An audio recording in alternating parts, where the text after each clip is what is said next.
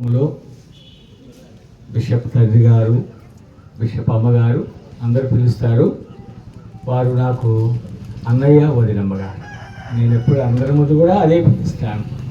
ఎప్పుడన్నా తండ్రి అన్న వదినమ్మ ఒప్పుకోరు, మా అందరి మాటల్లో కూడా చెప్పిన. మరి నన్ను వారు ప్రేమించారు. సెంట్రల్ గుంటూరు సినర్లో నేను చాలా సఫరింగ్స్లో ఉన్నప్పుడు ప్రేమతో ఆదరించారు. అయితే ఈ సమయంలో నేను వారి ఇంటిలోనే ఉంటాను, వారి బిడ్డగా ఉంటాను. మరి ఎప్పుడు వచ్చినా మరి అమ్మమ్మ తాతయ్య దగ్గరికి నేను ఉంటాను. పక్కనే కూర్చుంటారు, నా చేతిలో చేస్తుంది అమ్మమ్మ. అలా పట్టుకుని ఆమెకి ఇష్టం.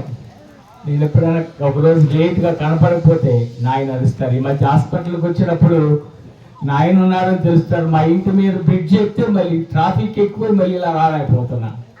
నాయన నేను రాలేదని అడిగాను. అసలు అక్కడికి వెళ్ళిన తర్వాత వదినమ్మ చెప్తుంది, నాన్న హాస్పిటల్లో ఉన్నారు కదా అని. మళ్ళీ ఆ బ్రిడ్జి ఎక్కలేక కనుక నేనేం గుర్తించింది ఎక్కువ నిమిషాలు మాట్లాడినండి. ఒక్క 2 నిమిషాలు నాకు ఇవ్వండి.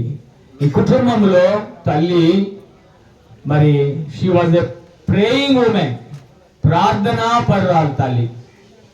రెండోది అమ్మా నాన్న దగ్గర తెలిసింది ఏంటంటే నాయనకి ఎప్పుడు దేవుడి సేవే, ఎప్పుడు దేవుడి సేవే. ఇంకిప్పుడు అంత వయసు వచ్చినా ఇంకా సేవ చేయాలని ప్రేమ కలిగిన కుటుంబం, భక్తి కలిగిన కుటుంబం, ప్రేమ కలిగిన కుటుంబం, ప్రార్థనా కుటుంబం. ఆ ప్రార్థనా కుటుంబంలో బిషప్ తండ్రి గారిని ఎలా పొందారంటే ఒక్క సాక్ష్యం చెప్పాడు నాన్న. మాట చెప్పాల్సిందే. ఆ వదినమ్మకు మ్యారేజ్ కావడానికి ముందు వారికి ఒకరికి చెప్పారంట 2 సంబంధాలు ఉన్నాయని. ఒకరు ఏఎల్సి పాస్టర్ గారు అనగానే ఇక ఉప్పొంగిపోయాడు, గంతులే. ఏది మరియమ్మ వెళ్ళంగానే ఎలిజబెత్ గంతులు ఎలా వేసిందో అన్నయ్య దగ్గరికి వెళ్ళారంట. అన్నయ్య ఏ కాడికి ప్రేయర్కి వెళ్ళి రాదంట. ఎంతసేపు చూసినా అక్కడ పలకరించే దిక్కే లేదంట. కూర్చొని ఏనేం పాస్టర్ గారు వీళ్ళు పలకరించని చూస్తే చిన్న సైకిల్ వేసుకొని వస్తున్నాయంట. దానికే సంతోషపడిపోయాడు. హల్లెలూయా. ఈ రోజుల్లో కొడుకు ఇంజనీరేనా, డాక్టరేనా, కలెక్టరేనా, ఆస్తులు ఉన్నాయని చూస్తారు. నాయన ఇదోళ్ళ చిన్న సైకిల్ మీద వస్తే ఒక దైవజనుడు మా అమ్మాయిని ఇవ్వాలని ఆశపడ్డాడు. ఎంతో దీనత్వం కలిగినటువంటి తండ్రి గారికి ఒక మంచి దైవజనుడు, ఒక చిన్న పాస్టర్ గారు చాలనుకున్నాడు. ఈరోజు సెంట్రల్ గుంటూరుకి దేవుడు బిషప్ గా ఉంచాడు.